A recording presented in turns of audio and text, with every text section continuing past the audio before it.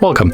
Today I am with Stumble Guys game and I'll show you how easy you can change your skin.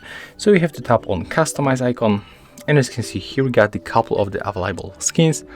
So to change, choose one of them. I'm going for the soldier, then click here to use. As you can see, it was very simple, and here we can change also the color of the skin. We can set up emotes. We can also set the animation, but as you can see in my case, is locked, so I can use the default.